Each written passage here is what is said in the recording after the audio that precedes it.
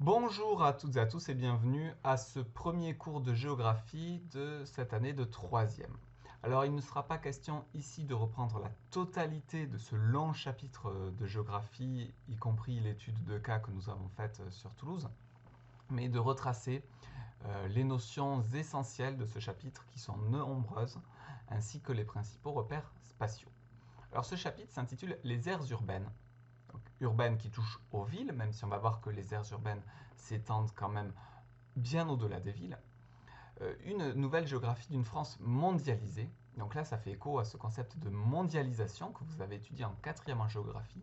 La mondialisation, c'est l'augmentation des échanges et l'interconnexion des différents pays du monde.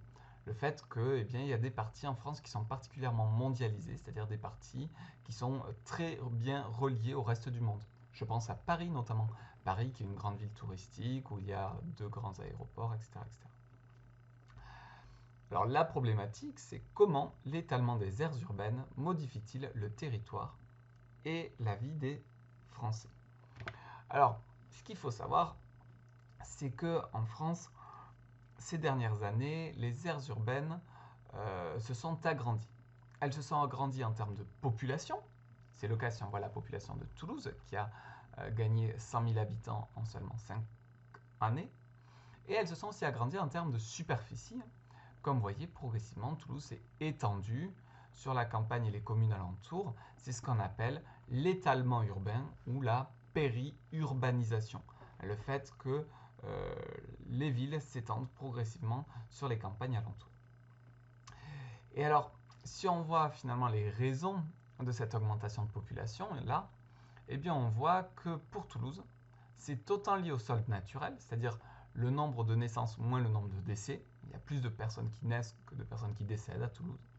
Mais aussi à un important solde migratoire, c'est-à-dire qu'il y a plus de personnes qui s'installent à Toulouse que de personnes qui quittent la ville. C'est donc que Toulouse est une ville attractive. Alors, si on regarde, là vous avez Colomiers ici en 1968, vous voyez que Colomiers est vraiment très détaché de Toulouse. Il y a des champs, il n'y a pas d'urbanisation entre Toulouse d'une part et la commune de Colomiers en 68. Et encore moins entre Colomiers d'un côté et cette toute petite commune de Tournefeuille. Et par contre, si on regarde aujourd'hui, en 2011, on voit que Colomiers et Tournefeuille maintenant se touchent et que Toulouse s'est tellement étendue que Toulouse en vient finalement aussi à toucher Tournefeuille et à toucher Colomiers via Blagnac et via Saint-Martin-du-Touche, hein, si vous me permettez la blague, excusez-moi. Donc quoi qu'il en soit, vous voyez que maintenant ces communes sont imbriquées les unes dans les autres. On fait difficilement la différence entre où commence Tournefeuille, où s'arrête Colomiers. Et donc du coup, plutôt que de parler en termes de communes ou de villes, ça fait plus sens de parler d'aires urbaines et d'englober dans la ville-centre de Toulouse les banlieues de périphérie comme Colomiers ou Tournefeuille qui maintenant finalement font partie du même espace urbain. Et d'ailleurs, souvent ces communes se regroupent dans ce qu'on appelle des communautés de communes ou des communautés d'agglomération si ça regroupe une grande ville, qui fait que finalement pour construire une grande piscine, et bien plutôt que chaque commune paye sa propre piscine, la communauté de communes en finance une et elle bénéficie à toutes les communes.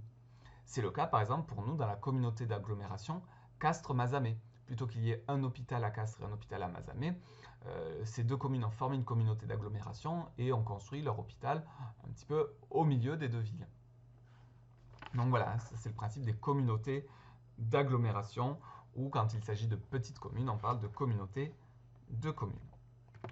Alors, cet étalement urbain, ce fait que finalement l'aire urbaine tend à gagner en superficie, ne se fait pas n'importe comment. Vous voyez qu'elle se fait le long des axes de communication, que ce soit le chemin de fer ou l'autoroute. Ici, là, à Fonsorbe, par exemple, nous ne sommes pas très loin à vol d'oiseau de Toulouse. Mais il n'y a finalement ni autoroute, ni chemin de fer qui relie Fonsorbe au reste de Toulouse. Et donc, ce n'est pas vers là que l'aire urbaine toulousaine s'est particulièrement développée. Donc ça, c'est important, hein, cette question des axes de transport. Parce que finalement, que veulent les habitants? Eh bien, ce que veulent les habitants, c'est vivre en dehors de la ville, c'est-à-dire dans un pavillon de banlieue, un logement individuel, une maison avec jardin, garage, un grand espace pour pas trop cher, mais continuent à travailler en ville. C'est ce que l'on appelle les rurbains, c'est-à-dire moitié ruraux, moitié urbains. Ils vivent en espace rural, mais travaillent en ville. Et pour faire ce va-et-vient, ce mouvement qui va sans arrêt finalement de la ville-centre vers la périphérie qu'on appelle la couronne périurbaine, eh bien, ils font des mouvements pendulaires. Et la couronne périurbaine est ici, la ville-centre est là. Eh bien, si vous habitez en couronne périurbaine et que vous travaillez en ville-centre, eh bien, comme un pendule, vous faites ce va-et-vient matin, soir, matin, soir. Alors ça, les géographes les appellent les migrations pendulaires. Moi, je parle de mobilité pendulaire parce qu'une migration, c'est quand vous changez de lieu d'habitation. Là, c'est un mouvement qui est régulier. Donc voilà, migration ou mobilité, vous choisissez le mot que vous préférez. Mais ce qui est très important, c'est que vous notiez bien la notion de pendulaire parce que ça forme un pendule. Et donc là, c'est l'occasion de revoir ce schéma très important. L'aire urbaine, finalement, c'est la ville-centre, par exemple Toulouse. La banlieue, Colomiers, Tournefeuille, Balma, et la couronne périurbaine, qui dans le cas de Toulouse irait presque jusqu'à Gaillac. C'est-à-dire ce sont des gens qui vivent dans des communes très éloignées de Toulouse, parfois en espace rural, mais qui, pour la plupart, vont quand même travailler encore soit dans la ville-centre, soit dans la banlieue. Hein, c'est ça la couronne périurbaine. Et encore au-delà, ben là, c'est l'espace rural qui ne fait pas partie de l'aire urbaine. Donc voilà, ça, faut vraiment que ce soit clair, hein, le rôle des mobilités et le fait que plus la ville s'étale, et bien plus les mobilités, plus les transports entre la couronne périurbaine et la ville-centre sont importants. Et ça peut générer des problèmes, surtout si c'est fait grâce à l'automobile. Parce que l'automobile, elle pose des problèmes de pollution, de bruit et de saturation du réseau routier aussi. On a des embouteillages parce que entre 7 et 9 heures du matin, tout le monde va aller travailler en ville-centre et donc du coup l'axe qui va des couronnes périurbaines vers la ville-centre est saturé. Alors, il peut y avoir des aménagements pour essayer de lutter contre ça. Déjà le covoiturage, pour que les voitures soient plus remplies et éviter la saturation. Favoriser les transports en commun, le train, le tramway, le bus. Favoriser les transports doux aussi, le vélo, la marche. Ou encore, on a vu à l'occasion du confinement, favoriser le télétravail. Travailler depuis chez soi, eh bien, c'est réduire d'autant finalement les mobilités. Donc, les aménagements sont possibles pour diminuer le poids de l'automobile. Et on voit bien que des métropoles aujourd'hui comme Paris cherchent au maximum à réduire l'usage de l'automobile dans l'aire urbaine. Autant pour des raisons finalement de santé, que de confort, que de protection de l'environnement. Alors, si maintenant on étudie finalement ces aires urbaines à l'échelle de la France, il y a une carte que vous devez connaître, c'est celle-ci, c'est la carte des 10 principales aires urbaines en France. Voilà, ça c'est un repère qui est souvent exigé au brevet, donc il faut le connaître par cœur. C'est donc Paris, Lyon, Bordeaux, Toulouse, Rennes, Nantes, Lille, Strasbourg, Nice. Et attention, Marseille-Aix-en-Provence fait partie d'une seule aire urbaine. Effectivement, c'est deux communes différentes qui ont quand même presque 50 km d'écart. Mais en fait, ces deux communes se sont tellement étendues qu'aujourd'hui, elles font partie d'une seule et même aire urbaine. Et comme Aix-en-Provence est quand même une ville conséquente, eh bien, on n'a pas ça l'aire urbaine de Marseille. On précise l'aire urbaine de Marseille-Aix-en-Provence pour noter l'importance quand même de ce second pôle d'Aix-en-Provence. Alors finalement, d'accord, la population française, elle se concentre majoritairement dans les aires urbaines et donc elle est majoritairement urbaine. Il faut savoir hein, que 80% de la population française vit dans une aire urbaine alors que celle-ci ne couvre que 40% du territoire. C'est donc que la densité de population y est très importante. Alors justement, si on analyse cette densité de population, on voit qu'elle est très importante au niveau des principales aires urbaines.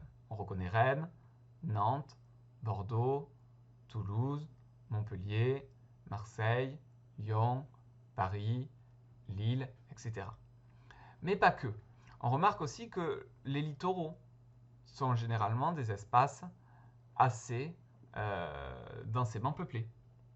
Les vallées fluviales, la vallée du Rhône ici, entre Lyon et Marseille, ou la vallée de la Garonne, entre Toulouse et Bordeaux. Il y a aussi les départements d'outre-mer, on ne les voit pas là, mais en fait tous les départements d'outre-mer, c'est-à-dire Réunion, Mayotte, Guadeloupe, Martinique, sont très densément peuplés aussi. La seule exception, c'est la Guyane. Et donc là, on a les espaces très densément peuplés. Et puis, un espace faiblement peuplé qu'on appelle la diagonale des faibles densités qui va du nord-est, ici, c'est-à-dire les Ardennes, jusqu'au sud-ouest, c'est-à-dire les Pyrénées occidentales. Et ça, c'est ce qu'on appelle finalement la diagonale des faibles densités, puisqu'on remarque qu'on y retrouve des densités de population assez faibles et pas de grandes métropoles. Voilà, excusez-moi pour ceux qui habitent à Limoges ou Clermont-Ferrand, mais il y a peu de métropoles de grande importance dans cette diagonale des faibles densités. Alors, justement, pour ne fâcher personne, avant on appelait ça la diagonale du vide. C'est quand même assez humiliant de dire le vide, parce qu'il y a quand même des habitants dedans. Hein. Donc maintenant, on parle de diagonale de faible densité, parce qu'un territoire est de faible densité quand il a moins de 30 habitants au kilomètre carré, et c'est majoritairement le cas dans ces territoires. Je précise que les espaces de faible densité seront justement l'objet du chapitre 3 de géographie, donc on aura l'occasion de creuser ça. Mais donc si je récapitule, des aires urbaines très densément peuplées, des littoraux et des départements d'outre-mer et des vallées fluviales aussi très densément peuplées, et au contraire, des espaces ruraux et une diagonale des faibles densités faiblement peuplés. Alors quelles sont maintenant les dynamiques?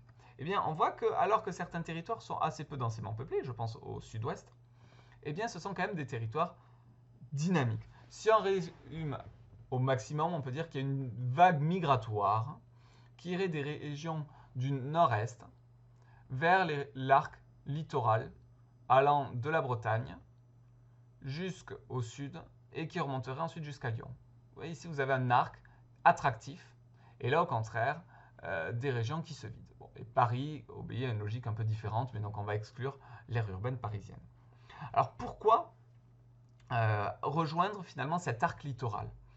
Eh bien, la principale cause du déplacement des populations, généralement, c'est l'emploi. On déménage parce qu'on veut chercher un emploi ou parce qu'on veut un meilleur emploi. Et effectivement, ce sont des régions qui créent beaucoup d'emplois, car ce sont des régions touristiques, urbaines et industrielles. Cependant, cela correspond aussi aux secteurs les plus touchés par la crise de la Covid-19. Et donc, on va voir à terme comment ces territoires vont se relever, quelle est la résilience de ces territoires. Je pense notamment à Toulouse. Toulouse qui est dans une région assez touristique, qui mise sur le secteur aéronautique, deux secteurs économiques qui actuellement se sont effondrés. Donc, que deviendra Toulouse et tous ceux qui dépendent de Toulouse, dont Castres quelque part. Hein. Castres, si ça va mal à Toulouse, il y a peu de chances que ça aille bien à Castres. Donc voilà pour ça. Les géographes ont d'ailleurs inventé un mot, hein, l'héliotropisme, avec un H, hélio, comme Hélios, le dieu du soleil chez les Grecs. Et l'héliotropisme, c'est l'attirance pour les régions ensoleillées. Et effectivement, là, on peut dire que les gens quittent plutôt le nord pour le sud, donc ça relève de l'héliotropisme, exception de la Bretagne. Effectivement, sans vouloir fâcher mes amis bretons, on ne peut pas dire que la Bretagne soit l'espace le plus ensoleillé de France, mais c'est une région où il fait extrêmement bien vivre, et c'est peut-être pour cela qu'elle attire du monde. C'est aussi une région où il y a assez peu de chômage, la Bretagne, et donc, comme on disait justement que la première cause c'est l'emploi, eh bien ça peut attirer du monde. Donc, si on résume tout ça, on a une population inégalement répartie sur le territoire français, qui est surtout forte dans les aires urbaines, dans les vallées fluviales et dans les littoraux. On a un mouvement, un flux, un déplacement de population qui va généralement du nord-est vers des espaces attractifs situés le long d'un arc littoral allant de Rennes jusqu'à Lyon. Donc finalement, les aires urbaines sont non seulement des espaces densément peuplés, mais aussi des espaces qui attirent parce qu'elles produisent d'importantes richesses. Et gardez-vous bien à l'esprit qu'une aire urbaine, ce n'est pas uniquement la ville-centre, c'est aussi les territoires qui dépendent de cette ville-centre. Donc ça va être Toulouse, les communes autour de Toulouse, et donc ce qu'on appelle la banlieue, et puis les communes autour des communes de banlieue. Par exemple, vous avez Toulouse, puis un petit peu plus à l'ouest, vous avez Colomiers, ça va être la banlieue, puis un petit peu plus à l'ouest, vous allez avoir Pibrac, ça va être la couronne périurbaine, ou l'île Jourdain. Donc voilà, les aires urbaines, elles s'étendent vraiment pour parfois sur des centaines de kilomètres carrés, hein, ce sont des espaces très vastes, et elles regroupent une part très importante de la population française. Donc retenez ces notions clés, beaucoup de notions là, héliotropisme, mobilité pendulaire, etc. Retenez les dynamiques, cette population qui va du nord-est vers l'arc Rennes-Lyon. Et surtout, retenez les repères spatiaux, hein, ces 10 grandes aires urbaines et le schéma d'une aire urbaine composé d'une ville-centre, des banlieues et de la couronne périurbaine. Sur ce, prenez soin de vous et dans la prochaine vidéo de géographie, nous parlerons des espaces productifs.